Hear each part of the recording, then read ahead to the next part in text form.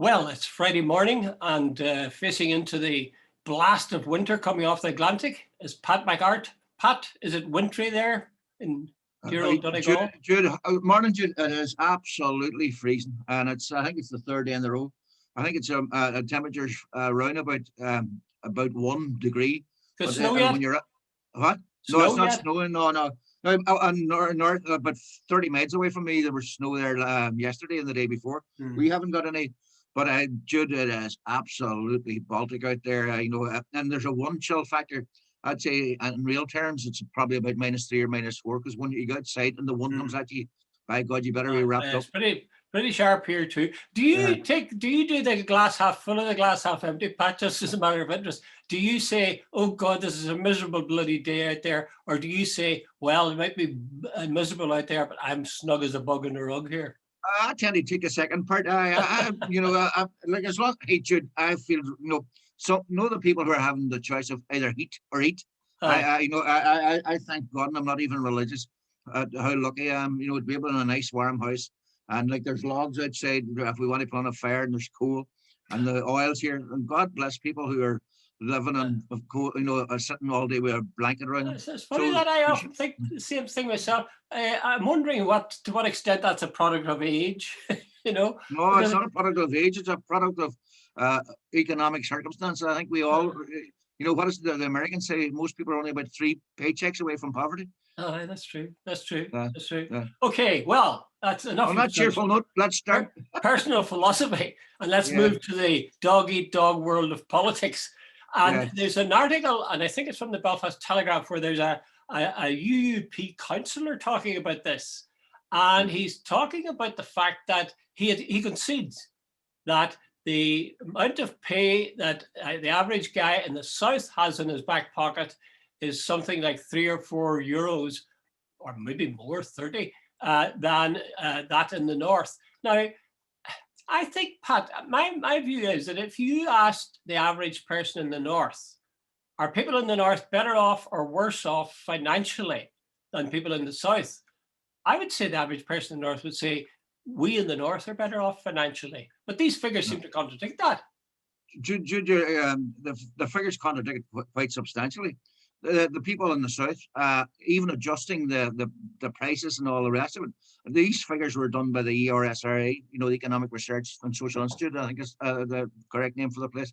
And people in the south are about €3,500 a year, or sorry, pounds a year better off than their counterpart in the north.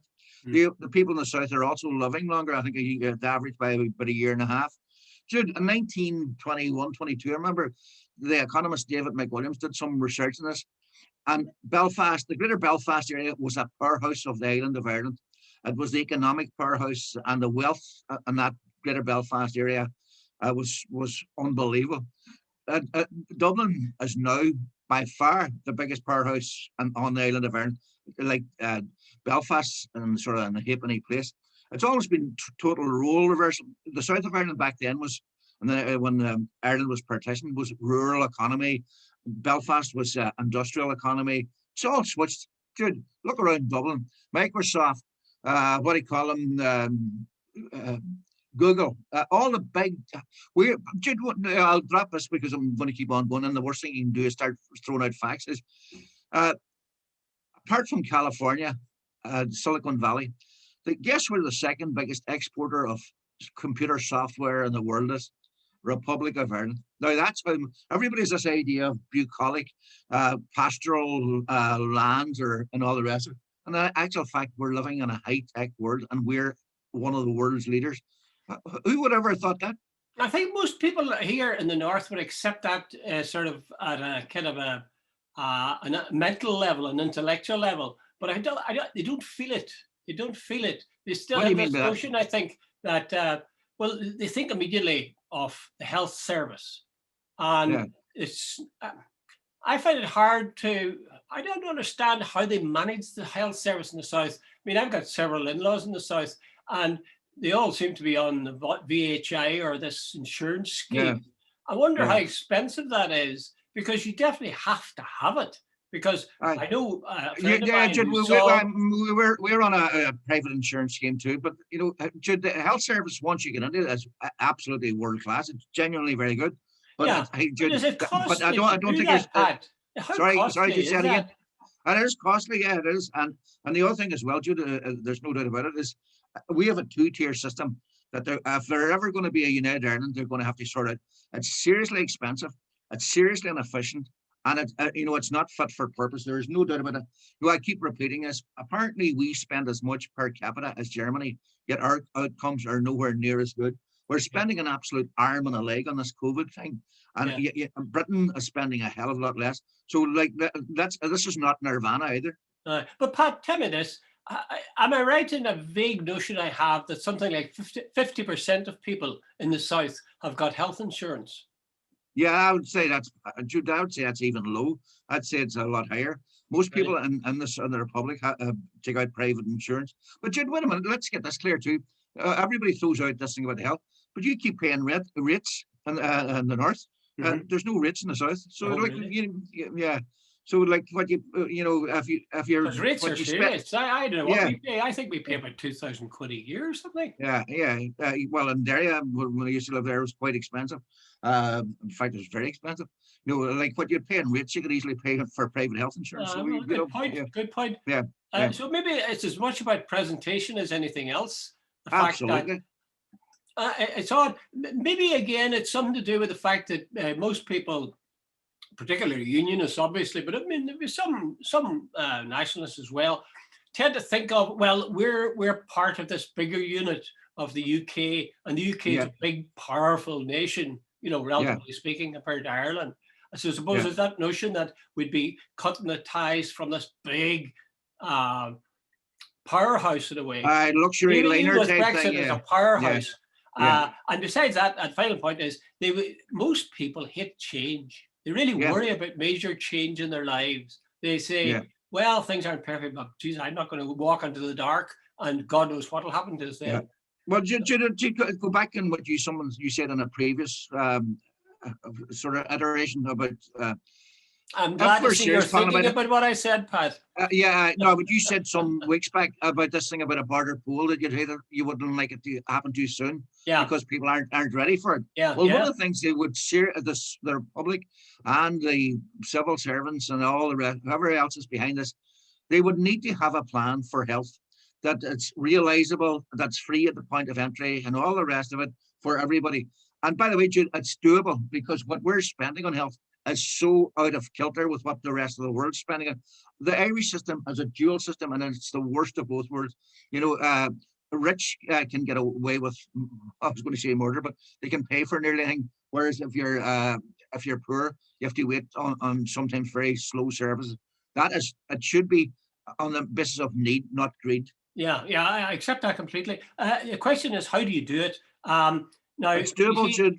well, yeah, it is. I'm sure it is. Anything's doable if you're prepared to Yeah, work on it, yeah, and if you've got the resources. But it just happens that a man by the name of Billy Leonard, does that ring a bell for you? yeah. It does actually. Billy Leonard. Well, Does Billy yeah, Leonard was is a Protestant and was a unionist. it And in was an fact, I RUC think he was an man. RUC reservist as Ah, well. yeah, that's the guy And I'm thinking he of. was also an academic. He worked Ah, as a university. He's Dr. Billy Leonard, and he worked in Coleraine. yeah, And he came through the various stages, and he wound up in a Sinn Féin MLA for a short time. I yeah, have a notion there was might have been a falling out or a parting of the yeah, ways anyway. yeah, But he sent me a guest blog the other day. Actually, it was a letter he'd sent to the Irish Times, I think, which the Irish Times predictably didn't publish.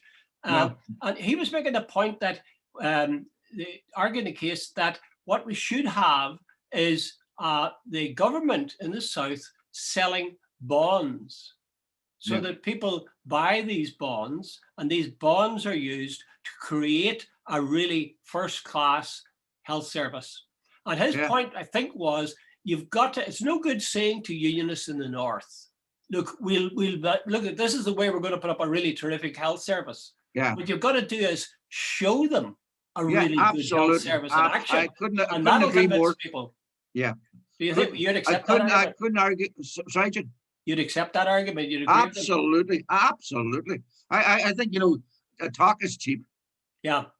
That's it. I say I don't understand quite how bonds work. I think the idea is that people lend money to the government. Their Yeah. money is insured, except the And they're state falls, guaranteed, you get your yeah, and money back. you're guaranteed getting it back. Aye, and presumably a certain level of interest Yeah, interest exactly. on Yeah, the money.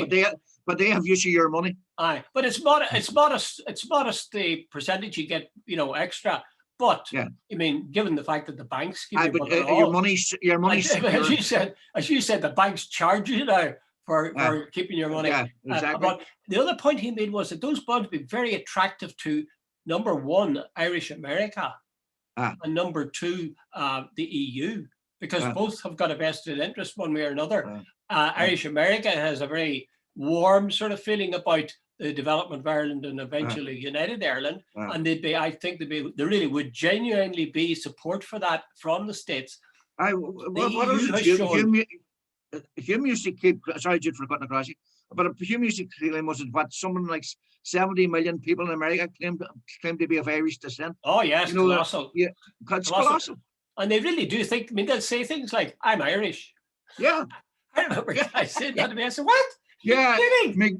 My grandfather came over in 1847, but I'm Irish. But Jude, we'll wrap it up.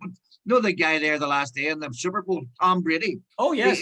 He says it was his Irish spirit that got, as a young fella, he wasn't very successful. He's the most successful American football player of all time. And he said it was his Irish fighting spirit that got him through. And his great grandfather, I think, immigrated from Mayo, and his great grandmother immigrated from Cork about 1840. And he's over 40. Which is and they reckon he can keep playing these 50. That says a lot about American football. But anyway, I must salute Billy Leonard just finally on that notion. I'm not saying it's the best answer, but it's certainly a concrete answer to this question of health service. And nobody else seems to be doing that kind of thing. In fact, nobody even seems to be laying out concrete plans, let alone. Oh, no, Jude, hold on. I have to contradict there. There's a guy called Paul Gosling, who and I've been involved in, another guy called Colin McKenna, who and they have done Trojan work. They really do, and have to put that on the record. Okay, Pat. The next day, I know it'll take too long now, but the next day, either I've got a copy of the book as well. One of the two of us will get a copy of the book and hold it up so people can see it.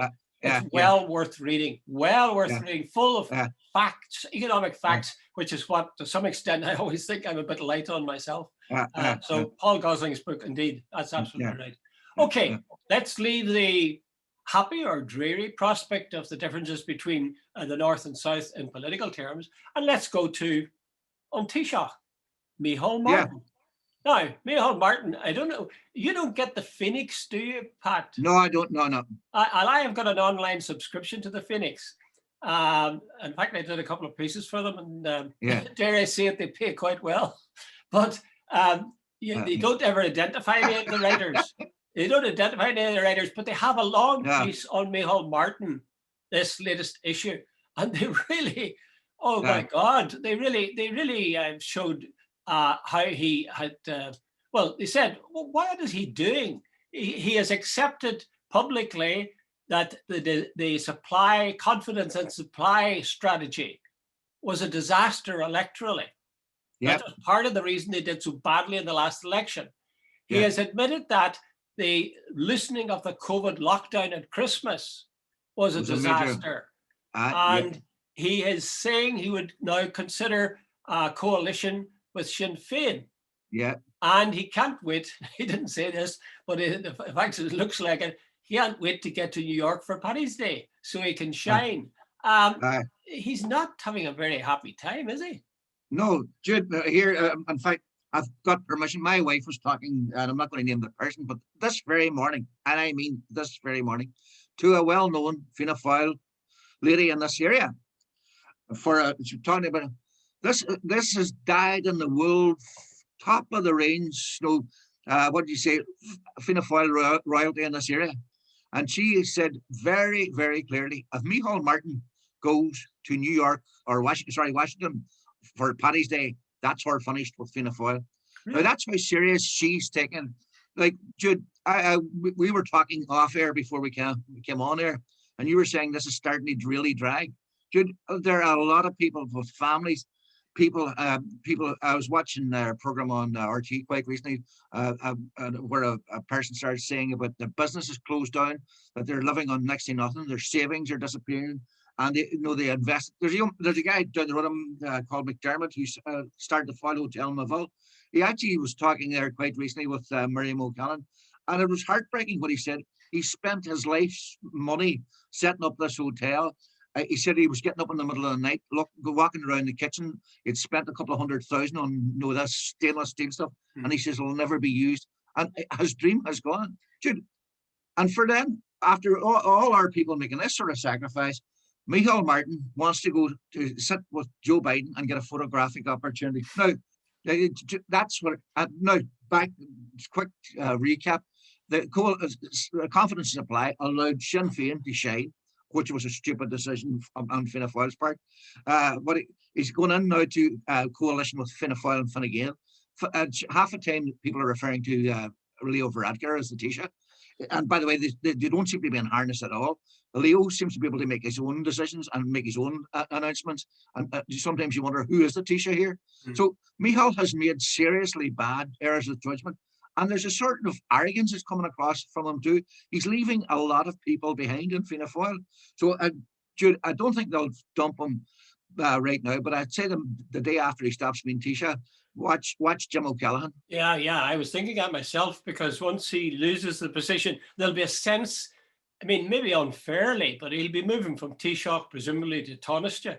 And, that as Leo Varadkar said, he was asked something and he said, oh, that's above my pay grade to pronounce on that. There's definitely a clear sense that, and rightly, that Taoiseach is a lower position than that of Taoiseach. But I think the one thing I'd say in his favor, Pat, that you haven't mentioned, and that is the fact that going to DC, Washington, DC, on Paddy's Day is a chance to sort of showcase Ireland in the world stage. And it does make sense if you send an understrapper, or if there's nobody from Ireland there. It kind of cuts away from the sense of prestige attached to that. There's no doubt about it. There's a guy on the other morning with, I think it was Pat Kenny on the News Talk, and he made a very cogent argument. He said, no other nation in the world gets a full day with the American president. He says, it is unbelievably influential. It helps sell Ireland abroad, and I accept all that.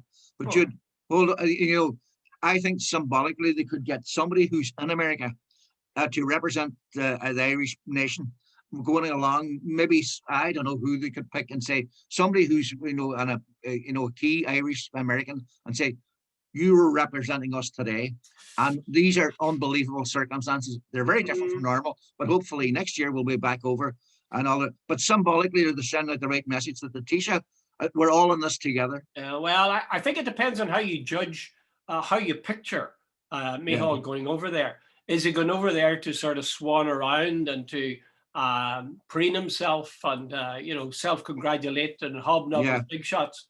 Or do you say he's going over there because he knows that Ireland's got to put on its best face, it's got to send its biggest man, it's got to have the strongest possible kind of connection with Irish America and with America generally. But that's all very symbolic. Let me miss that last point. But would you begrudge Micheál? I mean, I have no time for most of his policies, but would you begrudge him? He waited so long to become Taoiseach. And now he has a chance to go to America, and you're saying, no, you're not going to go. No, come off it, Jude. Had you been making the point that no, this is a big, very important and influential for Ireland, I would accept it. But when you're saying, oh, he's waited so long to be Taoiseach, here he wants his photograph for his history. Well, you're Taoiseach, you'd want to go too, Pat, wouldn't you? Of course I would, but that doesn't make it right. No, for his legacy, give us a break. So you're still, you have no sympathy for him. By the way, I'm not as. I don't think he should go, but I think there are people who could make a very cogent argument the other way that he should go. So I'm not as hardline on it as some of the people I've met. It's funny, people lock on to specific little thing. In a way, it's a little thing. It's just one day. And they kind of forget big things like confidence and supply. Yeah, and going into coalition. You know, these yeah, bigger, less, well, they are dramatic yeah, when they start, but yeah, you forget about them, they're ongoing. yeah. But it could be that going, if he does go, and it does look, he's making noises as if he will, Uh, if he does go, that could be the thing that could be the final. Jude, it's only a small point, but it is worth mentioning. I know I see frequently now. Remember, just FINE Gale. Yeah. It's now FIANNA Gale. You know, Yes, you know, I you know, see. and a lot of people are actually starting. And Jude, that is bad for the identity of any party when both of them are sort of. Jude, you know, there used to be claimed that there was only a sort of a sort of a stamp width between them and or a cigarette papers width between them. And Mhm. Jude, it's starting to look like that. The only one stand. Everybody under 5 is now, and this I've met, is nearly a Sinn Féin voter now. Well, time will tell. Time will tell. Okay, move on to our final item, Pat, which is Yes. Michael D. Higgins' statement. He wrote an article, and I think it was in Irish Times, but it got wide coverage. And where I saw it mentioned and quoted from Yeah. was in the Guardian newspaper. I'll just read you one of the things he said in this article, and then you can tell me what you think of it, and to what extent you're responding to the quotation, and to what extent you're responding because you like or dislike Michael D. Okay? He said, he was talking about Ireland UK relationships. He said, a feigned, FEIGNED, a feigned amnesia around the uncomfortable aspects of our shared history will not Yeah. help us to forge a better future together. He's accusing Britain of, or he's accusing people of glossing over Britain's imperial past. And Yeah. he says we, the Irish, have critiqued our nationalism much better than the Brits have critiqued their imperial Imperialism. past. Yeah. Before you start, Pat, what do you think of Michael D as a man? I like Michael D. You know, Michael D. You can, you know, sometimes to use Jeepers, I'm sounding like you. No, remember you said the first thing you notice about somebody is their appearance, and you know, That's true. It's yeah, true. yeah, and you know that in these politically correct times, that is a dangerous statement. But the first thing you see this little almost leprechaun man coming towards you, and there is a tendency to sort of dismiss him. But once he starts opening his mouth, I think he's brilliant. I really genuinely do. Can I just before you go further, Pat, just before you go further, can I give you a little bit of information? My grandson, who is 5 years old, keeps getting mixed up between me and Michael D. Higgins when he sees him on the TV. Very astute grandson. I'm going to kill that child. I'm going to kill him. I'm going to kill him. Yeah. Okay, sorry, back to what you were saying. No, Michael D. He went over to after the Queen's visit. He went over to London and he made a brilliant speech. And he's highly intelligent and he represents us so well. And I'm so proud of him most of the time. So I don't have an issue with Michael D at all as president. In fact, I'm quite pleased that he's the president. Well, right, can I to answer just one point? One of the I didn't get a chance to go. He said people imperialism denies native people cultural agency, and then also implies that they're responsible for violence when they resist. Yes, that's absolutely right. And you know, and let me. I have a thing about this. If you watch what's happening in Palestine today, the Israeli state is basically sort of, and we've suffered it, and the Black Africa has suffered it. And comes a big power, and they sort of suppress the culture and the identity of the people. And then when they respond, they say, "Oh, look at these terrorists," and they deny, you know, and this it repeats itself. The Brits are, you know, the white man's burden, and everybody else. They brought law and order. In fact, there's even some of the Tory party. Never mind whatever happened. If Churchill was responsible for 4 million or 40 million Indians starving to death, didn't he bring civilization? You know, that sort of arrogance. You know, so. Jude, Britain has never addressed its the sons of imperialism. In fact, they would still boast about it. I'm not sure that's always true. There was a few academics, Jude. Well, there was a debate in Churchill College, I think, is it Oxford or Cambridge, last night, and it was about Churchill. And I gather there was a side that was saying he was guilty of war crimes and all sorts of bad things. So there are people in Britain who don't see people like Churchill and other, Yeah. slave owners and so on. They're willing to look at the sins that have been committed in the name of imperialism or even in the names of democracy. Let me read you the thing you were just half quoting there, Pat. This is Yeah. Michael D. He says, those on the receiving end of imperialist adventurism were denied cultural agency, assumed to be incapable of it, and responsible for a violence towards the, quotation marks, modernizing forces directed at them. Well, I couldn't agree more with it. But I'll tell you, here's my prejudice as someone who was a sort of an academic once. I think Michael D, when he talks, he sounds as if he's giving a lecture. Yeah. There's a bit of that. And that irritates me. I take the point he's making, and he's right, I think, but it's couched in so many polysyllabic words and in so many abstract nouns that it just... Jesus, you have just some room to chat after coming out with that word, polysyllabic. Many syllables. All right. More than one syllable. Yeah. Jesus. You see, it's catchy. I told you I was a sort of academic. That's a hangover. You just lost your own argument there. Michael D coming across. No, all I said is I'm a sinner too. You were saying that he was coming across to you academic, and then you said polysyllabic. Come on.